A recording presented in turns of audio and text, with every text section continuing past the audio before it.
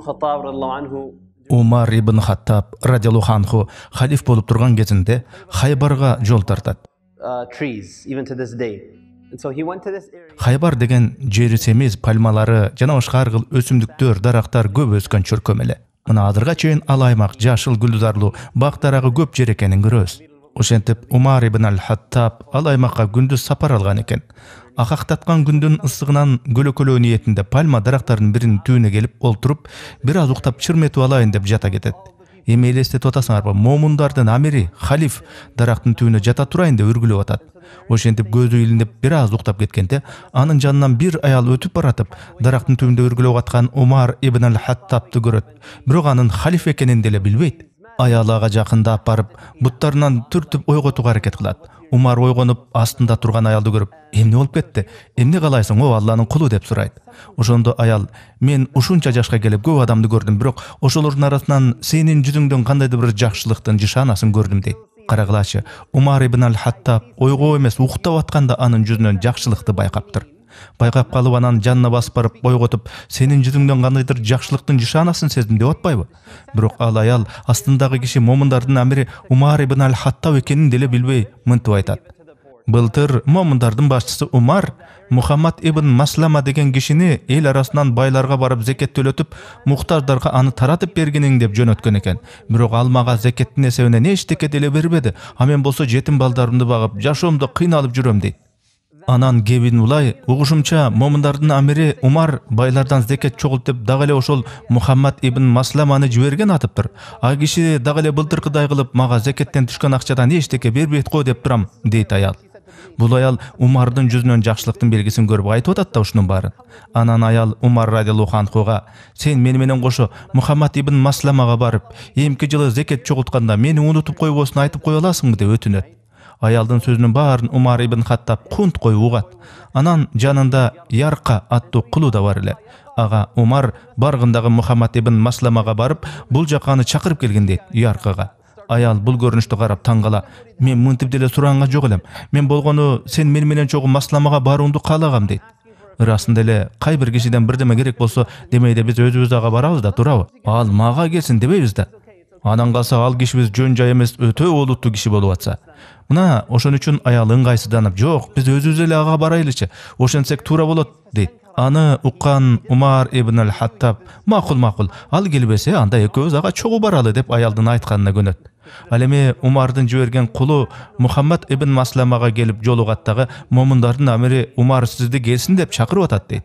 Маслама акыбал жөн жай эмес экенин күмөн кылат. Анткени ошол маал күн аябай ысыган чак түш эле. Эгер Умар ибн ал-Хаттаб ушул ысыкка карабай келсин деп аткан болсо, кандайдыр өтө маанилүү бир көйгөй болгонго деп ойлойт Мухаммад ибн Маслама. Ал кулдан, "Эмне болуп кетти? Билбейсиңби? Мени эмне максатта чакырып атат болду экен" деп сурайт. Ярка, "Жок, билбейт экем. Умар ибн ал-Хаттабка бир аял кандайдыр бир өтүнүш менен келгенин көрдүм" деп жооп берет. Бир канча убакыттан кийин Мухаммад ибн Маслама чакырылган жерге барып, пальма түбүндө олтурган Умарды көрүп, "Ассаламу алейкум, о момундардын амири" деп кайрылат. Эмне деп кайрылып атат? Момундардын амири деп. Мунун баарын угуп көрүп турган аял таң калып ыңгайсызданууга өтөт. Негизи жөнөкөй киши менен сүйлөшкөндө эчтекеден бекапар жайма-жай турат эмеспизби? Эгер астыбызда өтө бир олуттуу, абройлуу адам турса, бүт көңүлдү ага буруп дилгирирээк турабыз го. Анын сыңары аял астындагы киши момундардын амири экенин түшүнгөн соң, кийим-кечегин оңдонуп, бир аз кетенчиктей артка жылат. Анан момундардын амири Мухаммад ибн Масламага кайрылып, "Эсиңдеби? Биз исламга чейин кандай акыбалда элек?" деп суроо салат. Маслама чатак иш кылганын түшүнүп, "Ооба, о момундардын амири, мени урушпай кое турсаңыз экен. Исламга чейин биз өтө аз санда элек, кедей элек, жана тегерек четибиздеги арабтардын баары бизге кас эле. О момундардын амири, мени тилдөөгө ашыкпасаңыз, оюмду толук айтууга ыракым этсеңиз" дейт аптыга. Умар сөзүн улантат. "Былтыр сени байлардан зекет чогултуп, кедей муктаждарга тараткының деп бул жака жибердим эле. А могу аялга эчтеке бербепсиң, эмне үчүн?" деп тике сурайт. Мухаммад ибн Маслама анда, "О момундардын амири, ал нерсе атайлап жасалган эмес эле. Балким мен аны байкабай калгандырмын. Балким мен зекеттик акчаларды таратып атканда ал мага өзү такыр басып келбеген чыгар.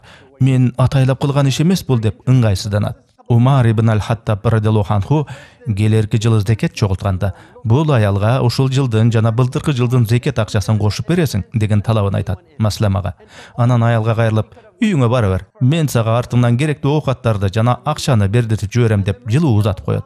Not just to her, but to the orphans she's taking care of, that they are now being provided for. The mercy and lutf of Allah. Бул өтө бир үлгү алардык окуя. Бу жерде мен бир нече маанилүү жагдайды баса белгилеп кетким келет. Биринчиден, Алланын ырайымдуулугу жана боорукерлиги. Анткени жанагы аял бөтөн жерлик болчу. Андыктан каалаган адамына кайрылып жардам сураса деле болмок да. А бирок Аллах аны кимге жиберди? Момундардын амирине. Бул окуянын өзү Алланын ошол аялга гана эмес, анын жетим балдарына дагы кылган боорукерлиги болчу. Алланын амири менен ал үйүнө керектүү нерселердин баарына эгедер болгон атат. Андан тышкары, бул жерде Умар радиаллаху анхунун өзүнө дагы Алланын мээрими, боорукерлиги болуп атат. Кандайча? Кыяматта сурак күнү жараткандын алдында турганда, Умар радиаллаху анхуга бул аялдын доомат коюусун Алла каалаган жок. Мына ошон үчүн Умар дарактын түбүндө уктап атканда, жанагы аялды ага жолуктуруп, маселесин чечтирип, сурак күндөгү жоопкерчиликти Умардын мойнунан алып атат. Суроо жаралат. Кайсыдыр адамдар бизден муктаж болуп бирдеме суранса, өтүнсө, ага кандай мамиле кылабыз? Жийиркенип ачуубуз келеби же ал кезекте соопчулук кылып алууга болгон зор ыңгай деп түшүнөбүзбү? Негизи чыныгы момун таква адам үчүн мындай учурлар ачууну келтирген, жийиркенткен мүнөттөр эмес, кайра соопчулук иштеп алууга түзүлгөн мүмкүнчүлүк катары түшүнүлүшү керек. Умар ибн аль-Хаттаб радиаллаху анху халиф катары өзүндөгү жоопкерчиликке өтө олуттуу маани берчү.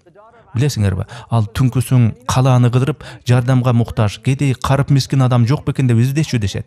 Ошентип ал түнкүсүн калааны кыдырып жүрүп, бир алачыктын жанында күйпөлөктөп турган эркек кишинин караанын байкайт.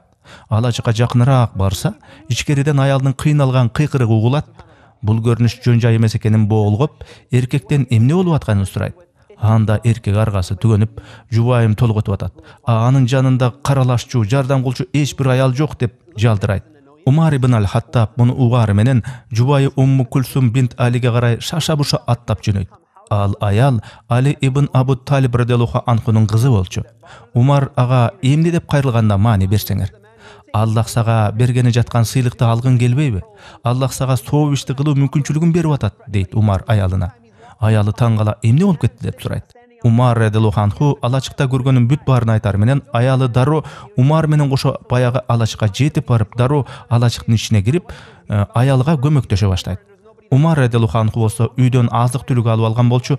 Анын аялы алачыктагы келиндин толгосу менен алышып атканда, Умар ал үй бүлө үчүн өзү тамак кылууга киришти. Саамдан соң Умму Кулсум алачыктан чыгып, Умарга карай: "О, момундардын амири, бул аялдын күйөөсүн айтып кой, ал аман эсен төрөп алды" дейт. Муну уккан күйөө ден дароо болот түшөт. Себеби биреги тамак жасап жүргөн киши момундардын амири Умар радиаллаху анху экенин такыр билген эмес. Ал амирдин жөнөкөйлүгүнө, жупунулугуна өтө таң калып дел болот түшөт. Бирок бу жерде негизгиси Умардын өз аялына айткан сөздөрү. Аллах сага каалап аткан жакшылыктан пайдалангың келбейби, дебедиби? Агайын эже карындаштар, ар бирибиздин өмүрүбүздө Аллах субханаху ва таала соопчулук иш кылып алар бекен деп көп мүмкүнчүлүктөрдү берет тура. Мейли ал соопчулук кичине болобу, чоңбу, бул маанилүү эмес. Эң олуттуу маселе ошол соопчулук иштерди кылуу мүмкүнчүлүгү пайда болгондо ага кандай мамиле кылабыз?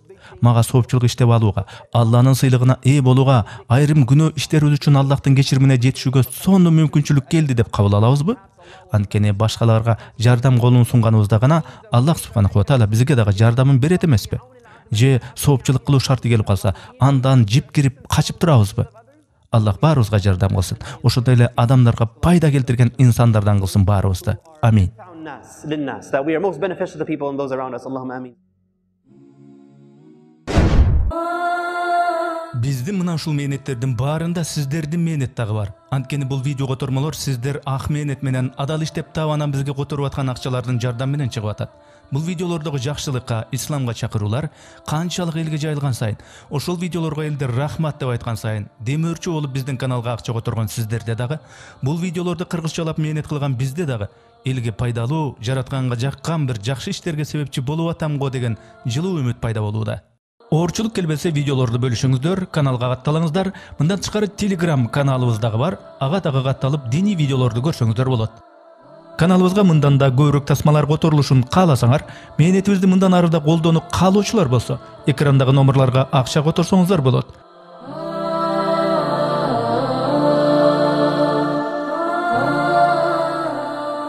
Жараткан Аллах баарыбызды туура жолдон адаштырбасын. Барыңыздарды терең урматтоо менен Эрнис Кыяз.